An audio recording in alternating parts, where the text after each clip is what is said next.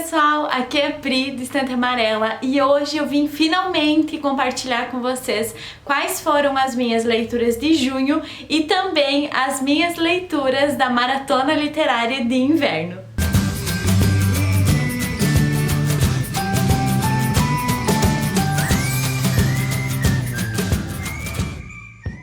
Gente, prepara aí uma pipoca, um chimarrão, um café, porque eu consegui ler muito no mês de junho. A maratona também, assim, ó, foi um boom pra mim, eu consegui ler muita coisa. Eu comecei o mês de junho lendo A Filha Ideal, da Ione Simões. E na história da Ione, a gente vai ter a protagonista chamada Yasmin. Ela é cantora e, gente, o pai dela, que é empresário dela, o pai dela teve, assim, vários problemas financeiros e acabou que a Yasmin é a única pessoa que ele tem ainda para gerenciar os negócios. Então, pensa na responsabilidade dela e ela tá com muita vontade de mudar. Ela quer fazer coisas novas, cantar outros tipos de música, mas ela tem um contrato fechado e nesse contrato com a empresa fica muito claro que ela precisa continuar do jeito que ela tá, dá pra entender? Tipo, eles não querem que a Yasmin mude, mas ela tá ficando adulta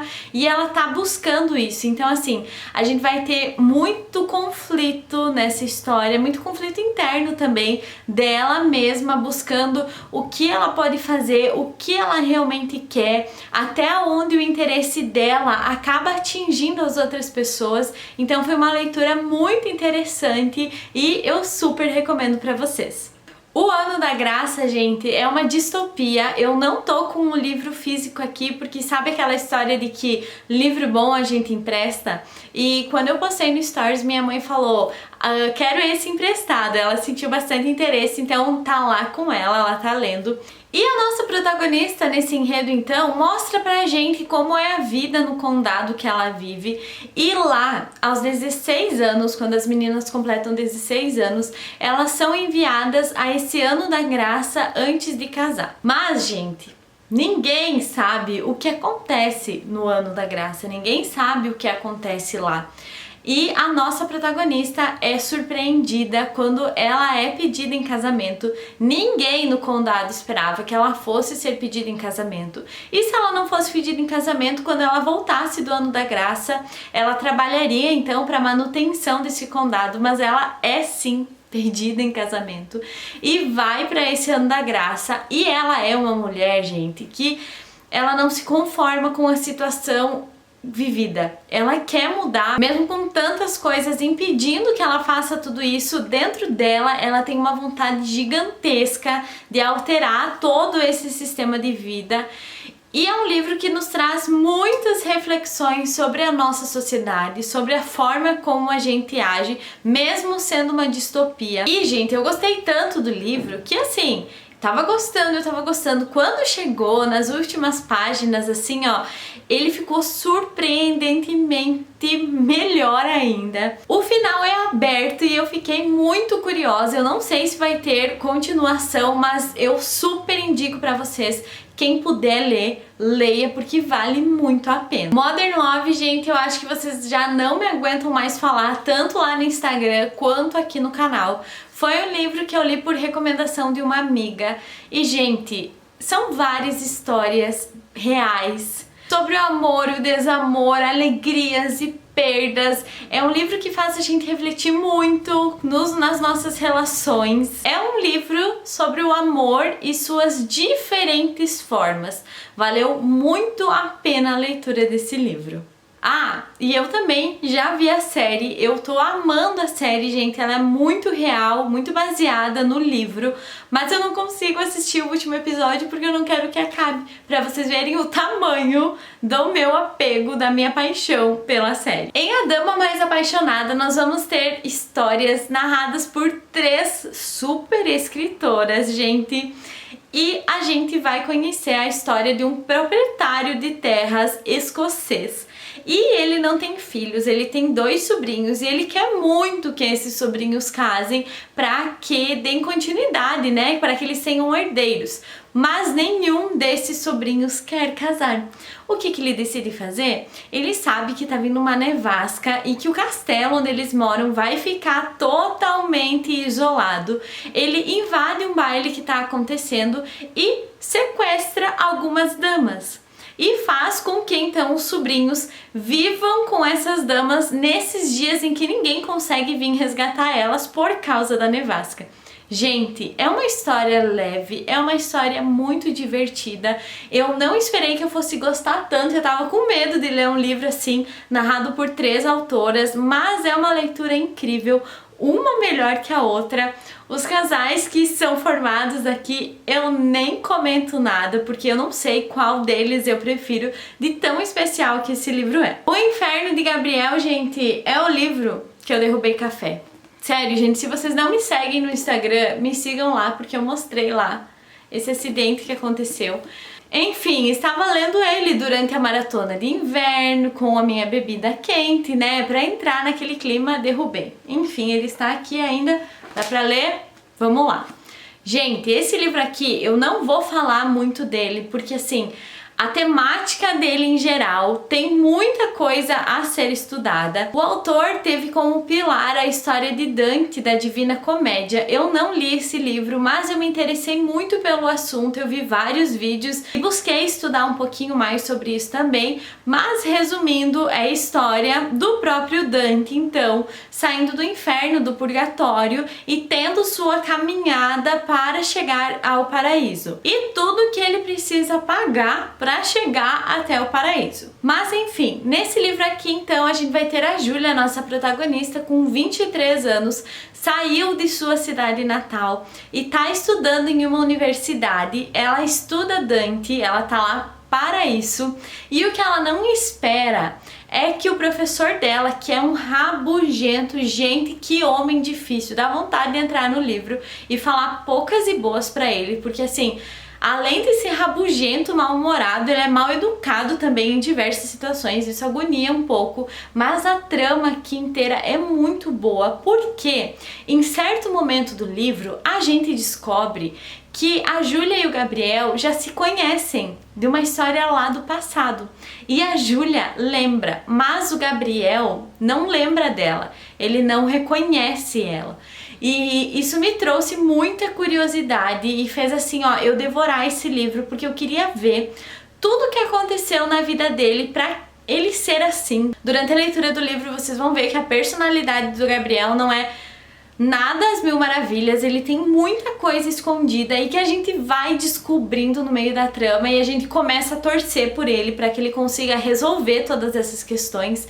E a Júlia, gente, é aquela que diz amém, sabe? Ela não se impõe, ela não mostra o que ela realmente tá pensando. Então são 2 opostos e a gente fica tentando conciliar tudo isso durante a leitura, e é um livro muito bom que eu me arrependo de ter deixado tanto tempo parado na minha estante.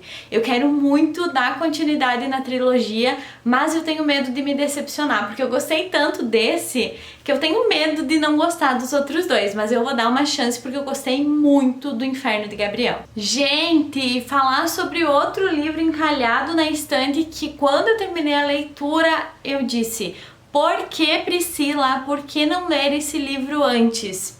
Mary Poppins, gente, eu não esperava que eu ia ler esse livro o tempo inteiro com um sorriso bobo no rosto. Mesmo tendo, assim, vários aspectos bem diferentes do filme, eu gostei muito dessa leitura, gente.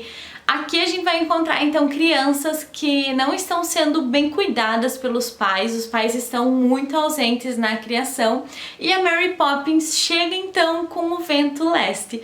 Ai, gente, eu acho isso tão lindo, eu fico imaginando eu lendo ou alguém contando essa história pra mim quando eu criança.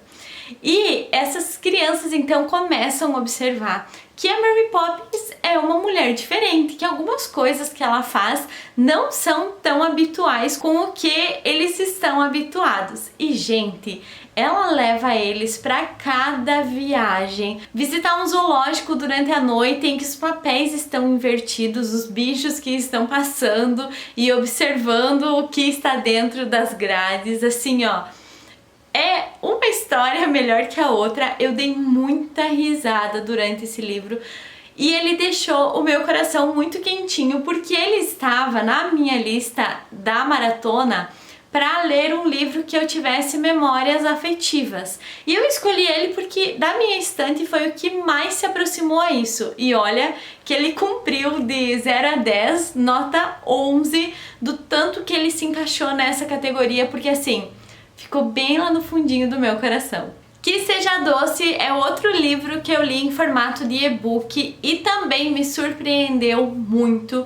Eu comecei a leitura com poucas expectativas, eu pensei que fosse mais um romance clichê, eu tava esperando mais uma aguinha com açúcar sim. Gente, esse livro mexeu comigo de uma forma que eu nunca imaginei que ele fosse mexer. Nós vamos encontrar a história da Robin e do Dominique. A Robin tem um filho e precisa se mudar por causa do emprego dela e o Dominique acabou de terminar a faculdade e tá voltando para a cidade natal e alugou um apartamento no mesmo prédio onde ele vai trabalhar.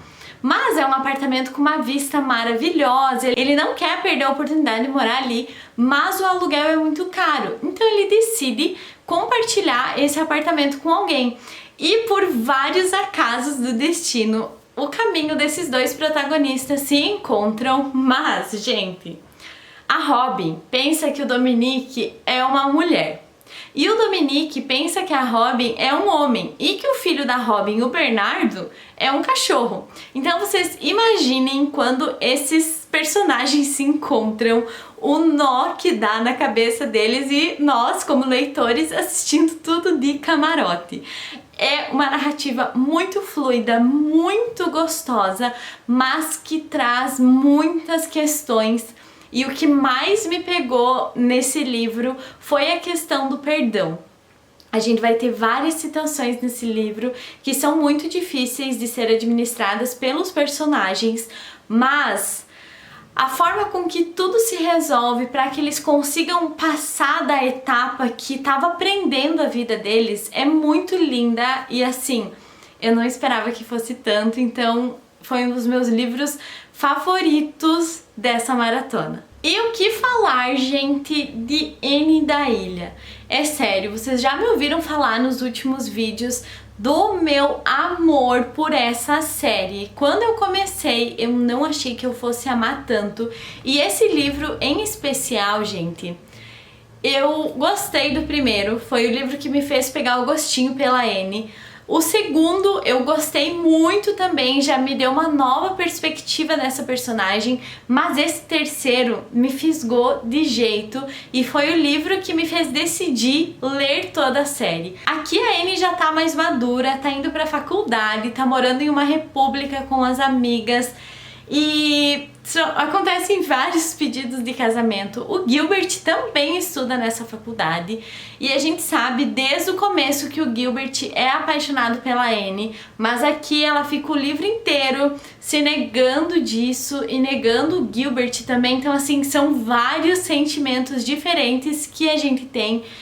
E um episódio muito triste, gente, é a perda de um personagem aqui que é muito difícil dizer adeus para um personagem, sabe? Eu senti muito nesse livro, eu senti muito junto com os personagens, mas tá sendo incrível acompanhar tão de perto o amadurecimento de todos esses personagens e assim, eu não vejo a hora de ler o próximo livro da Anne. E para finalizar esse vídeo, O Segredo da Livraria de Paris foi, olha gente, outro livro que eu tava com a expectativa lá em cima e eu li ele com a intenção, né, ele tava lá na na maratona para cumprir o desafio de ler um livro que eu achasse que ia se tornar um favorito, e com certeza ele é um favorito. Aqui a gente vai encontrar a Valerie. Ela é uma menina que tem 3 anos de idade e foi enviada de Paris a Londres com essa idade para ser cuidada por uma tia dela. Ela é super bem cuidada, super bem tratada, mas ela sempre tem um questionamento dentro dela de pensar por que isso aconteceu. E a mãe dela? Quem foram os pais dela, sabe? Será que ela ainda tem família? E a gente também fica se questionando muito isso durante o livro. E aos 20 anos de idade, então, essa tia conta pra ela que ela ainda assim tem um parente vivo, que é o avô dela. E a partir do momento que ela descobre essa informação, ela não mede esforços para se aproximar desse avô. Ele é dono de uma livraria lá em Paris, mas ela tem muito medo de chegar tipo, oi vô, sou sua neta, porque ela quer descobrir por que isso aconteceu? Quais foram os motivos para ela ser enviada? O que aconteceu com os pais dela? Então ela decide se candidatar a uma vaga para trabalhar nessa livraria com um outro nome, sem contar para o avô que ele é avô dela. E ela consegue ir pegando várias coisas do passado dela. E gente, foi um livro que ele traz muito uma visão diferente da guerra, sabe? De ver assim o que acontece nos vários âmbitos das vidas de cada pessoa num período tão turbulento assim. É uma leitura que eu super recomendo para vocês. Não é extensa, gente, mas assim, ó, o tamanho do livro, a quantidade de páginas não demonstra o esplendor dessa história. Então é isso, pessoal. Essas foram as 9 leituras de junho. Eu fiquei muito feliz e eu também gostei muito que eu consegui cumprir todos os desafios que eu tinha proposto na maratona. Estou me sentindo realizada e é muito bom compartilhar isso tudo com vocês. Conta pra mim nos comentários, você já leu algum livro desses? Tem interesse em ler? Que eu vou adorar conversar com vocês. Um super beijo e até o próximo vídeo.